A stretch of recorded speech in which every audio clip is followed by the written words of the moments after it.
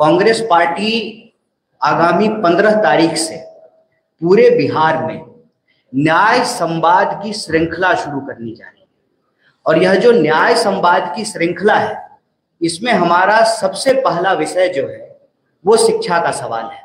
इसी तरह से नौकरी का सवाल, भागीदारी का सवाल और समाज के जो अलग अलग सेक्शन के लोग हैं उनके बीच में कांग्रेस पार्टी जाएगी, उनके साथ संवाद करेगी, उनके दुख तकलीफ को सुनेगी और उसी के आधार पर हम न्याय पत्र तैयार करेंगे। और उस न्याय पत्र के आधार पर आने वाले दिनों में चाहे चुनाव हो, हमारी सरकार बने या किसी और की भी सरकार बने, उन न्याय को लागू करने के लिए कांग्रेस पार्टी प्रतिबद्ध है।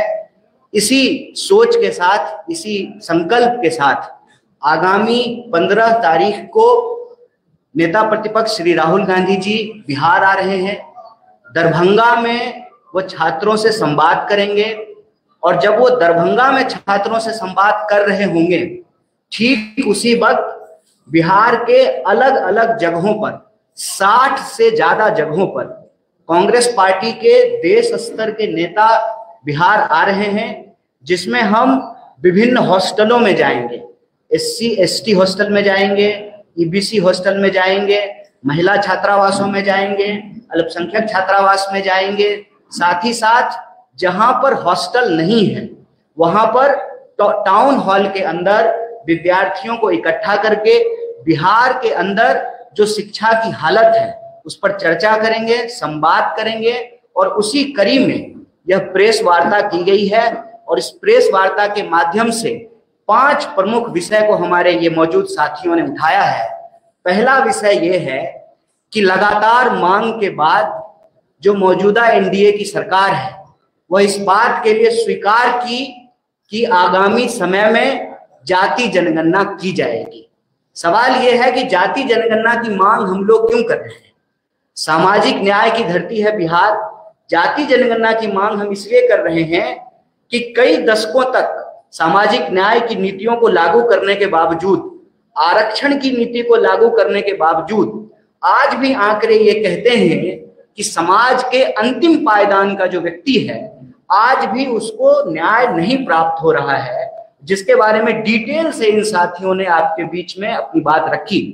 तो जो जाति जनगणना है, उस जाति जनगणना का अगला कदम यह है कि यह जो 50% की सीमा है, इस सीमा को समाप्त कर दिया जाए। और ये हम संविधान के तहत कह रहे हैं। संविधान के अनुच्छेद 15(5) में यह प्रावधान किया गया है कि निजी क्षेत्रों में भी भागीदारी और आरक्षण को सुनिश्चित किया जाए। तो पहला मांग ये है कि जाति जनगणना हो और जाति जनगणना वैज्ञानिक तरीके से हो, लिपापोती नहीं हो, और सही आंकड़ों के आधार पर 50% की सीमा को समाप्त किया जाए और निजी क्षेत्रों में भी आरक्षण को, भागीदारी को सुनिश्चित किया जाए। दूसरा सवाल यह है कि बिहार में अगर आप शिक्षा व्यवस्था को देखेंगे, शिक्षा की हालत यह है कि 3 साल की डिग्री 3 साल में नहीं मिलती है। प्रश्न यह है कि जब पूरे देश में 3 साल की डिग्री 3 साल में मिलती है तो बिहार में 3 साल की डिग्री 5 साल और 7 साल में क्यों मिलता है? वो बिहार जहां पर नालंदा विश्वविद्यालय रहा, वो बिहार जहां पर विक्रमशिला विश्वविद्यालय रहा, वो बिहार जहां पर आजादी से पहले पटना विश्वविद्यालय की स्थापना हुई, जिसको ज्ञान और मोक्ष की भूमि कही जाती है। आप बिहार में किसी भी धर्म का इतिहास उठा करके देख लीजिए, उसका इतिहास बिहार से जुड़ा हुआ है। देश का इतिहास बिहार के इतिहास के बिना पूरा नहीं होता है। उसी तरह से बिहार की प्रगति के बिना देश की प्रगति संभव नहीं है। ऐसे में बिहार की प्रगति के लिए, देश की प्रगति के लिए यहाँ की शिक्षा व्यवस्था को बेहतर करना जरूरी है। 3 साल की डिग्री 3 साल में मिले, ये एक बात है। इसके तहत जो मुख्य सवाल ये हैं कि जहां शिक्षक नहीं है वहां शिक्षक हो, इंफ्रास्ट्रक्चर को बेहतर किया जाए। KG से PG तक सरकार का फैसला है कि SC ST OBC, पिछड़ा, अति पिछड़ा और सभी वर्ग की महिलाओं के लिए KG से PG तक फ्री एजुकेशन है। तो ये अलग अलग कॉलेज में अलग अलग फीस कैसे लिया जा रहा है, अलग अलग यूनिवर्सिटी में अलग अलग फीस कैसे लिया जा रहा है, अलग अलग कोर्स के नाम पे अलग अलग फीस कैसे लिया जा रहा है। आप B.Ed का फीस उठा करके देख लीजिए, आप बीबीए का फीस उठा करके देख लीजिए, आप मास कॉम का फीस उठा करके देख लीजिए। तो जब सरकार का फैसला है कि सरकारी संस्थानों में केजी से पीजी तक शिक्षा मुफ्त होगी, तो इसको लागू क्यों नहीं किया जा रहा है? बिहार में प्लेसमेंट सेल को क्यों नहीं लागू किया जा रहा है? बार बार क्यों पेपर लीक हो रहा है? रोजगार का जो सवाल है, 4 लाख 4.5 लाख से ज्यादा पोस्ट खाली है, उन पोस्ट को क्यों नहीं भरा जा रहा है? और कोई परीक्षा, चाहे बीपीएससी की हो, टियर 3 की परीक्षा हो, किसी भी डिपार्टमेंट की परीक्षा हो, उनको जो है नौकरी नहीं मिल रही है और रोजगार देने के बजाय बिहार सरकार लोगों को कर्जदार बना रही है। आप ये देखिए कि 2000 करोड़ से ज्यादा रुपया जो है बिहार के विद्यार्थियों के ऊपर कर्ज है। नौकरी मिलने से पहले, मतलब रोजगार मिलने से पहले एक विद्यार्थी जो है वो कर्जदार बन जा रहा है। तो सरकार से हमारी यही मांग है कि साहब, यह जो डबल इंजन की सरकार है, यह डबल इंजन जो है ना पूरा गुजरात की तरफ घुमा हुआ है। रोजगारों उधरे जा रहा है, नौकरियों उधरे जाएगा, बुलेट ट्रेन भी वहीं बनेगा, सारा डेवलपमेंट वहीं होगा।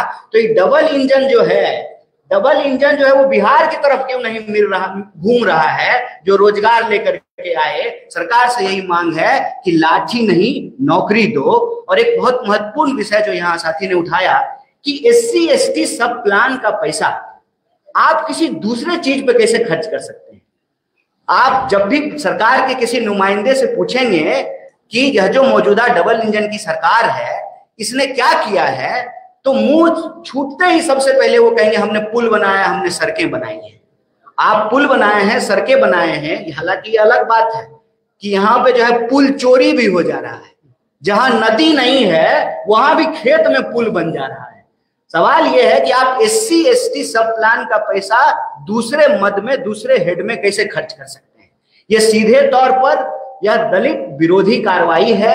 तो यह 5 विषय को लेकर के, एक भागीदारी के सवाल को लेकर के, नौकरी के सवाल को लेकर के, शिक्षा के सवाल को लेकर के कांग्रेस पार्टी बिहार के हर जगह जाकर के हर वर्ग के विद्यार्थियों से बात करेगी, चाहे बिहार के गरीब हो, दलित हो, पिछड़े हो, आदिवासी हो, अति पिछड़े हो, महिला हो, किसान हो, मजदूर हो, हर वर्ग के विद्यार्थियों से, नौजवानों से हम बात करेंगे। और हमारा संकल्प ये है कि बिहार की शक्ति से ही देश की प्रगति होगी। और इसीलिए यह न्याय संवाद की श्रृंखला आगामी 15 तारीख से शुरू हो रही है, जो लगातार चलेगी। और 15 तारीख को नेता प्रतिपक्ष दरभंगा में छात्रों से संवाद करेंगे और उसी वक्त बिहार के अलग अलग जगहों में, 60 से ज्यादा जगहों में कांग्रेस पार्टी का कोई ना कोई नेता या कार्यकर्ता छात्रों की आवाज को सुनेगा और उनके संघर्ष में हम कंधे से कंधे मिला करके चलेंगे।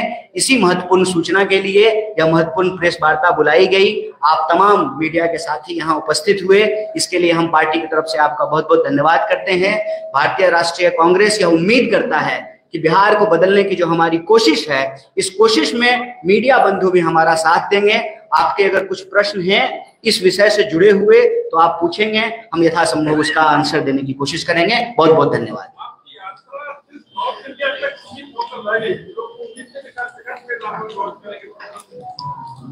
हमारी यात्रा जो पलायन रोको नौकरी दो यात्रा थी, उस वक्त ही हमने कहा था कि हम अलग अलग तरीके से लोगों से जुड़ने का काम करेंगे। वह जो यात्रा शुरू हुई है उसी का अगला पड़ाव ये है कि अब हम पद यात्रा करने की बजाय अलग अलग जिलों में, अलग अलग हॉस्टलों में, अलग अलग ब्लॉकों में जाएंगे और वही शिक्षा, नौकरी और भागीदारी के सवाल पर लोगों से संवाद करेंगे। तो यह जो सतत संघर्ष है उसी का अगला पड़ाव है। आप तो इतना यात्रा कर रहे हैं, आप इससे पहले भी यात्रा कर चुके थे, अब भी यात्रा कर रहे हैं, क्या पहले का जो यात्रा है वो फ्लॉप हो रहा है या फिर से आप लोग चेंज कर रहे हैं, तो अब इस तरीके से करेंगे, पद यात्रा नहीं करेंगे, अब लोगों से मिलते वहां जाएंगे, तो क्या फ्लॉप हुआ है? नहीं, फ्लॉप कोई सिनेमा थोड़ी है, संघर्ष है। फ्लॉप और एक दिन का जवाब दे, फ्लॉप और हिट का कोई बात नहीं है, संघर्ष है, संघर्ष सतत होना चाहिए। पलायन रोको नौकरी दो यात्रा जो है वो कल्मिनेट हुई बिहार में, 16 जिलों में हम लोग गए थे। बाकी जो क्षेत्र छूटे हैं, यह जो न्याय संवाद है इसके माध्यम से हम लोग जाएंगे और हर वर्ग, हर जाति, हर वर्ग, किसी को नहीं छोड़ेंगे, सबके साथ जो है हम लोग संवाद करेंगे। और वह जो संघर्ष में जो सवाल हम लोगों ने कलेक्ट किया लोगों से, उसी के आधार पे अभी देखिए अलग अलग वर्ग का प्रतिनिधित्व करने वाले लोगों ने उस बात को यहाँ रखा है और लगातार लोगों से संवाद करके यह जो संघर्ष की प्रक्रिया है उसको आगे बढ़ाएंगे। और हमारा संकल्प ये है कि न्याय सुनिश्चित होने तक यह यात्रा जारी रहेगी।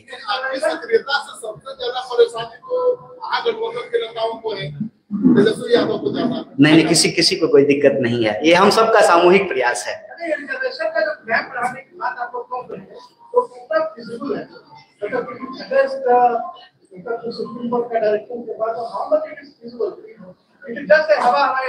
नहीं, सुप्रीम देखिए मैं अब आपको सरकार की भाषा कहता हूं। अभी जो मौजूदा एनडीए की सरकार है उसके कई मंत्रियों ने कहा, ये मैं नहीं बोल रहा हूं, सरकार कह रही है कि कानून बनाने का काम विधायिका का है। कानून सही तरीके से लागू हो रहा है कि नहीं लागू हो रहा है उसको देखने का काम न्यायपालिका का है और ग्राउंड पे उसको लागू करने का काम कार्यपालिका का है।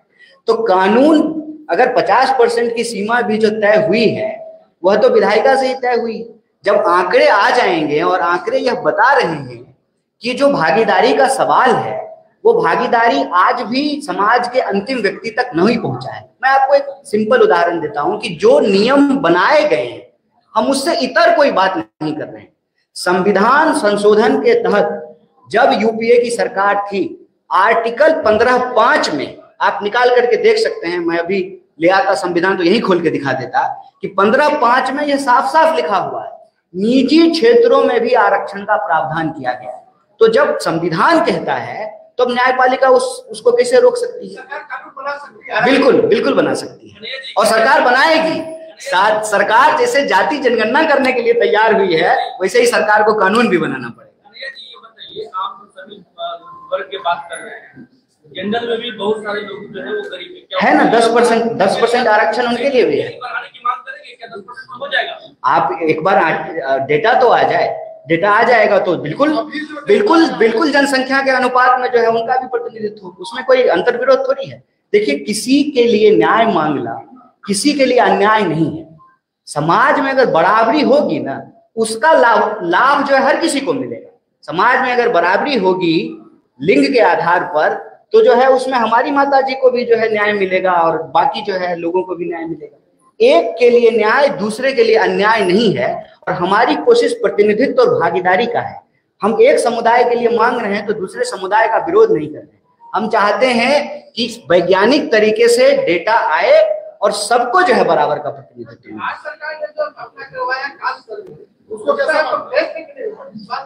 देखिए, जो भी प्रयास हो रहे हैं सबके लिए, सबको जो है हर कदम जो है वो मंजिल की ओर इम्पोर्टेंट है, चाहे वो कदम छोटा हो या बड़ा हो। वैज्ञानिक तरीके से करने का मतलब ये है कि जो तेलंगाना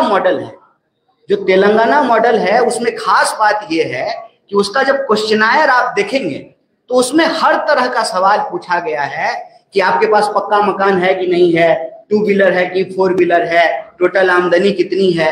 तो वो एक तरीके से डिटेल सोशल और इकोनॉमिक सर्वे है।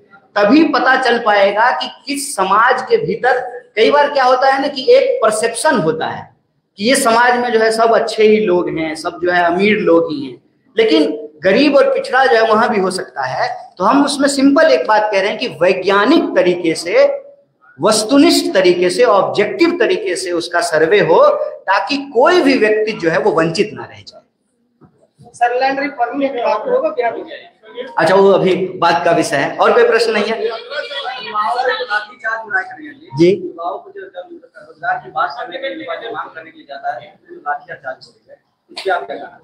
देखिए, मेरा तो यही अपील है बिहार के नौजवानों से कि जिस सरकार को वोट दे करके आप कुर्सी पे बिठाते हैं वो सरकार कुर्सी पे बैठ करके आपके ऊपर डंडा मारने का आदेश देती है तो लाठी का बदला वोट से लीजिए।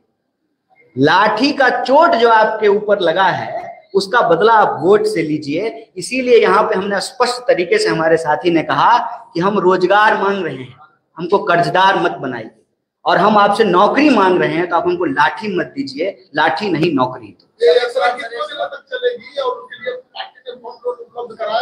इसका कोई जो है अभी कल्मिनेशन डेट फिक्स नहीं है। ये संवाद की यात्रा अभी चलेगी। ये न्याय संवाद की श्रृंखला है जिसके तहत अभी हम शिक्षा न्याय संवाद शुरू किए हैं। इसी तरह से अलग अलग विषयों पे जो है यह न्याय संवाद का कार्यक्रम चलता है। सर एक सवाल, शिक्षक भर्ती निकलता है, आधा से ज्यादा सीट खाली रह जाता है, हम लोग सप्लीमेंट्री की मांग कर रहे हैं, क्यों नहीं सुनाना पड़ेगा सरकार को। उसी में यह प्रयास है। आपसे निवेदन है कि आप भी जो है संवाद यात्रा में शामिल होते हैं।